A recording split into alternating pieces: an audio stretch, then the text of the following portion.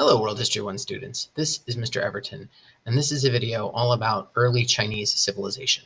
I'm going to talk about the geography of ancient China and some features of Chinese civilization. And at the end, I want you to answer this question: what made Chinese civilization unique?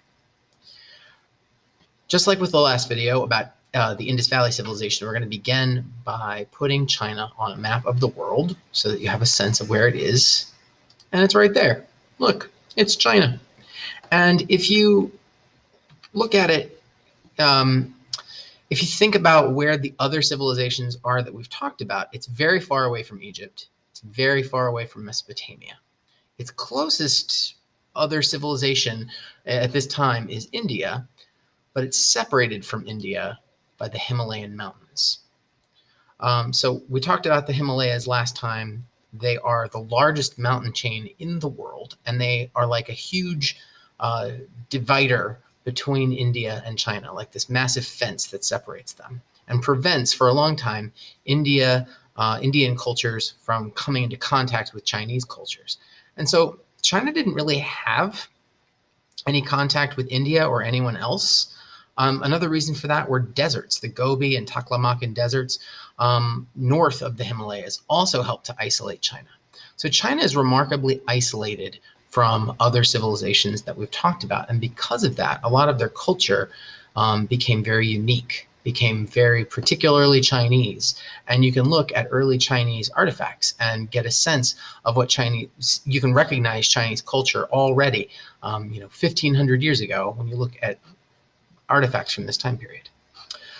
Like our other river valley civilizations, China was formed around a river, in this case, the Huang He. This is a picture of the Huang He.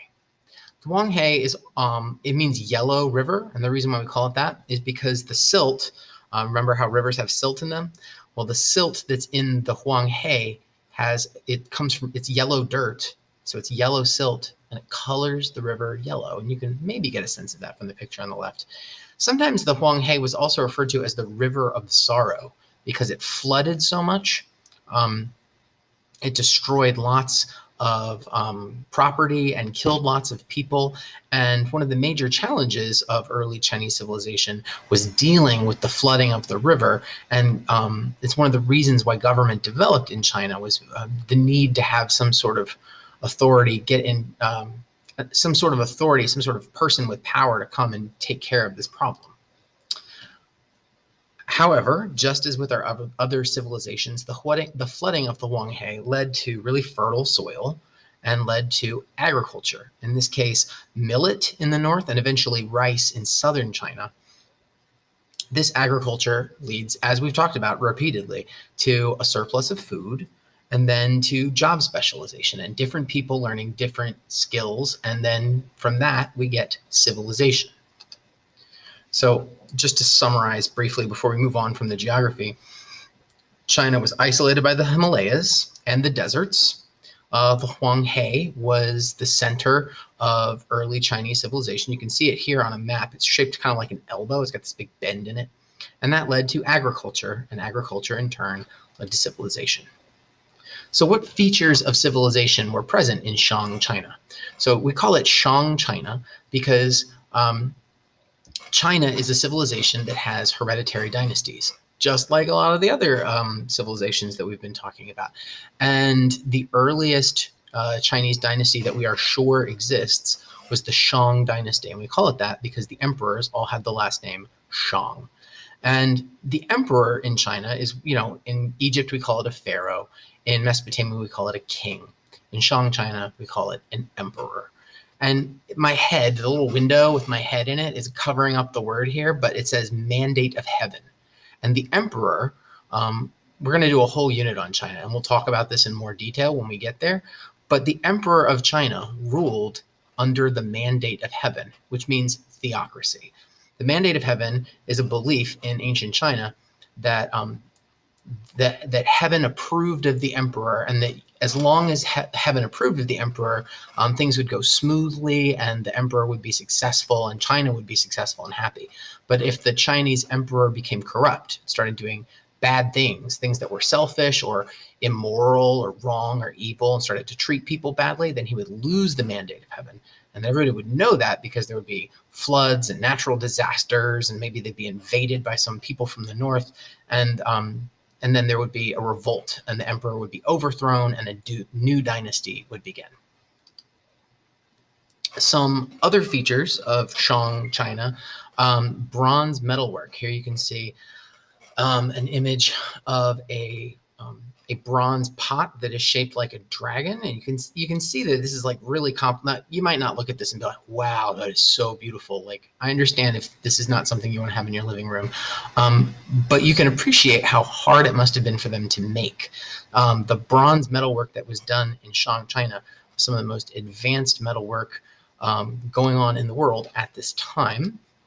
And then silk. China is known for producing silk. And the way silk is made, silk, is a textile. You make clothes out of it.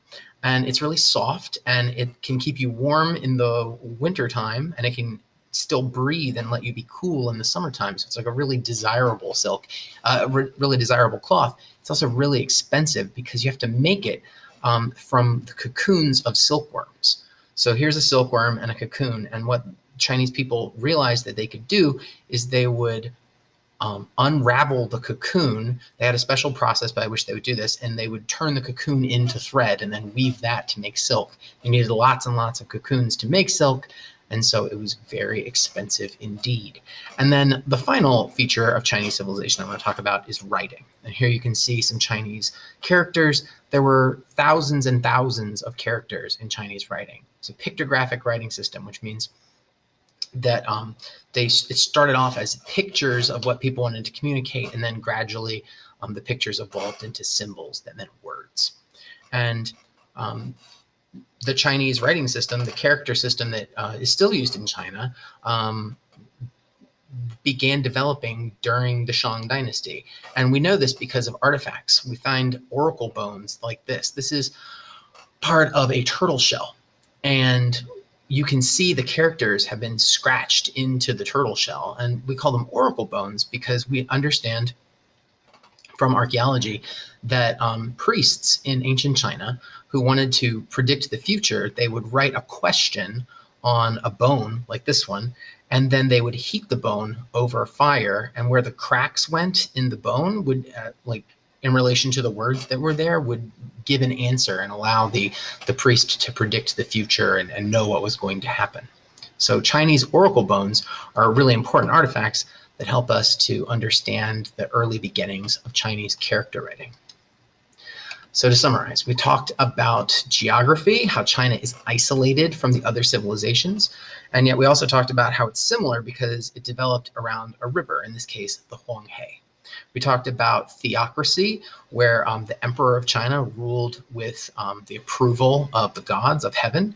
And then we talked about bronze and silk and early Chinese character writing on oracle bones. Thanks very much for watching, and I will talk to you next time.